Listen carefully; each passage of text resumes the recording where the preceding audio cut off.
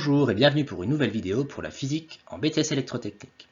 Aujourd'hui on va s'intéresser à la lumière d'une ampoule. Donc on a ici une ampoule qu'on a branchée sur le réseau, entre la phase et le neutre, et on a un analyseur de réseau qui nous permet de mesurer, comme d'habitude, le courant et la tension. Donc tout d'abord on peut remarquer que la tension est sinusoïdale, que la valeur efficace est de 228 volts et que la valeur maximale est à 318,4 volts. Le courant aussi est sinusoïdal. Il a une valeur efficace de 181 mA et une valeur max de 252 mA. Le déphasage entre le courant et la tension est nul. Ici, il n'y a pas de déphasage, donc entre courant et tension. On peut donc calculer la puissance active en faisant VI cos phi, et on trouve 41 watts. Et la puissance réactive, sachant que le déphasage est nul, on a donc une puissance réactive égale à 0. Donc on a dit que le courant était sinusoïdal, c'est ce qu'on peut voir ici sur les harmoniques, il n'y a pas d'harmonique hormis le fondamental. Et maintenant, nous avons ici l'écran des puissances.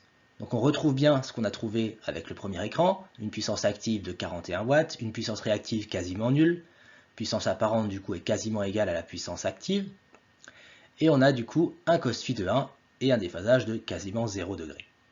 Alors ce qui nous intéresse aujourd'hui, ce n'est pas forcément tout cet aspect électrique, mais c'est plus la lumière en elle-même. Alors pour ça, on va caractériser la lumière à l'aide d'un appareil un peu spécial. Donc tout d'abord, on a un support pour la fibre optique avec notre fibre optique et le spectromètre.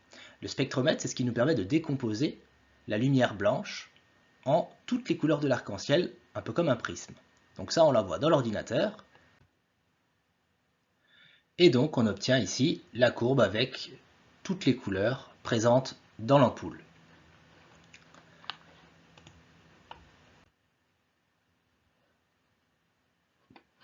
Donc on a donc au centre le visible. En dessous de 380 nanomètres, on a l'ultraviolet. Et au-delà de 780 nanomètres, on a l'infrarouge. Donc la lumière visible, ce qui est vraiment perceptible avec nos yeux, c'est uniquement entre 380 et 780 nanomètres. Donc un bilan. Le courant absorbé était sinusoïdal.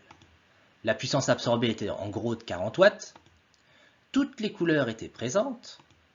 Et il y avait une forte émission dans l'infrarouge. Donc notre ampoule chauffe beaucoup. Donc principe d'émission de lumière pour une lampe à incandescence. Tout d'abord, on a un courant qui circule dans un filament.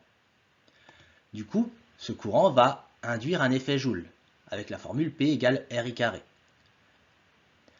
Du coup, le filament va chauffer jusqu'à atteindre une température de l'ordre de 2500 degrés Celsius et il va alors émettre de la lumière, comme un corps noir.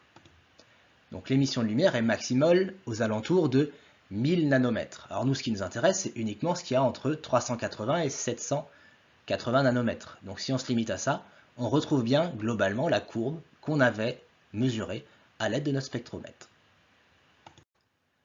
Voici maintenant les caractéristiques photométriques de cette lampe. Donc tout d'abord, la puissance lumineuse en lumen. Donc notre lampe, elle consomme une puissance P, puissance électrique, et elle fournit finalement une puissance lumineuse, le flux lumineux en lumen. Donc sur la plaque, on pouvait remarquer un flux lumineux de 400 lumens.